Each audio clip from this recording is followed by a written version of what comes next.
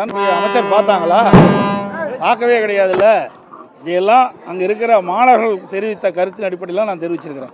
இந்த ஆதிராவிடர் இருக்கின்ற அந்த மாணவர் விடுதியெல்லாம் சரியான பராமரிப்பு இல்லை, சரியாக உணவுகள்லாம் தரமான உணவு கொடுக்கல. அந்த மாணவர்கள் கொடுக்கின்ற அந்த புகாரின் அடிப்படையில் தான் நாங்கள் அறிவிச்சிருக்கிறோம். அறிக்கையின் வாயிலாக இதை இந்த அரசு போய் ஆய்வு செய்து அதில் என்ன குறைபாடு இருக்குல்ல அதை தீர்த்து வைக்கணும். அதுதான் ஒரு நல்ல அரசுடைய கடமை.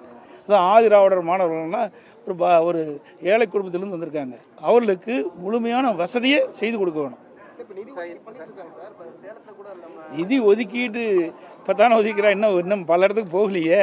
ஏனுமென்னு திட்டமிட்டு அவர்கள் சொல்லுகின்ற கருத்து தான் ஒழிய மாணவர்களுக்கு முழுமையான அடிப்படை வசதி செய்து கொடுக்கல.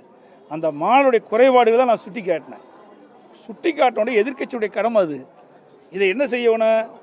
அரசாங்கம் சம்பந்தப்பட்ட அதிகாரிகள் எந்தெந்த விடுதியில் இப்படிப்பட்ட அடிப்படை வசதிகள் இல்லையோ அதை சரி செஞ்சால் பரவாயில்ல.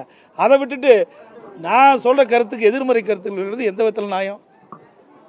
இன்னொன்று, இந்த திமுக கூட்டணியில் இருக்க விடுதலை சிறுத்தைகள் திருமாவளவன் என்ன சொல்லியிருக்காருன்னா 99% ஜாதிப்பாடுகள் தமிழகத்தில் அப்படியே தான் இருக்கு அப்படின்னு சொல்லியிருக்காரு. குறிப்பாக நம்ம எல்லாம் ஒவ்வொருவருக்கும் ஒரு கருத்து இருக்குது. அவருடைய கருத்து அவர் சொல்லியிருக்கிறார். இன்னொன்று, செஞ்சி ராமச்சந்திரன் அதிமுகவில் அமைப்பு செயலாளராக இருக்காரு.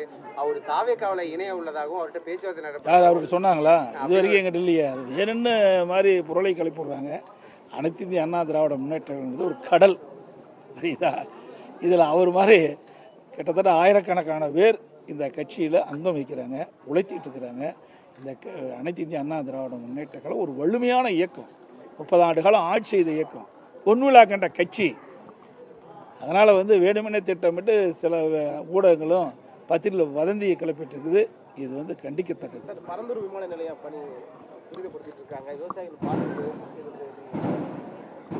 அதாவது அரசாங்கம் அவர்களை அழைத்து முறையாக பேச்சுவார்த்தை நடத்தி அது ஒரு தீர்வு காண வேணும். அந்த மக்களுடைய பிரச்சனை என்ன, அவர்கள் என்னென்ன கோரிக்கை வைக்கிறாங்க, அதையெல்லாம் ஒரு குழு அமைத்து அந்த குழுவின் மூலமாக தீர்வு காண வேண்டும். அதுதான் என்னுடைய நிலைப்பாடு. இன்னொன்று, தொடர்ந்து அரசு மருத்துவமனைகள்லாம் ஒரு சுகாதார சீர்கேடு இருக்குது. அதே மாதிரி இந்த வர நோயாளிகளுக்கு உரிய வசதிகள் இல்லை அப்படின்னு தொடர்ந்து குற்றச்சாட்டு இருக்கு. மருந்து தட்டுப்பாடுலாம் இருக்கிறதா சொல்றாங்க. எல்லாம் உங்கள் ஊடகத்திலையும் பத்திரிகையில் வர செய்தி தான், அதான் நாங்களும் சொல்கிறோம். நேற்றைக்கு கூட பாருங்கள், ஒரு ஊடகத்தில் வந்த செய்தி, கோயம்புத்தூரில் அங்கே ஒரு அது என்ன இடத்துலனா இல்லை இந்த அதாவது இடம் பேர் தெரிய மாட்டேங்குது. அங்கே பார்த்தீங்கன்னா ஒரு துர்நாற்றம் வீசுதா சொல்லி அங்கே ப்ளீச்சிங் பவுடர்லாம் போட்டாங்க. இந்த போஸ்ட்மார்ட்டம் அதில் பார்த்தீங்கன்னா அதில் இருக்கிற கழிவு நீர்லாம் வெளியேறி துர்நாற்றம் வீசுவதாக இந்த ஊடகத்தின் வாயிலாக செய்தி வாங்கியிருக்குது. இப்படித்தான் தமிழகத்தில் இருக்கின்ற பெரும்பாலான மருத்துவமனைகளை இப்படிப்பட்ட நான் ஏற்கனவே இந்த மருத்துவமனையில் இருக்கிற குறைபாடெல்லாம் சுட்டி காட்டினேன்.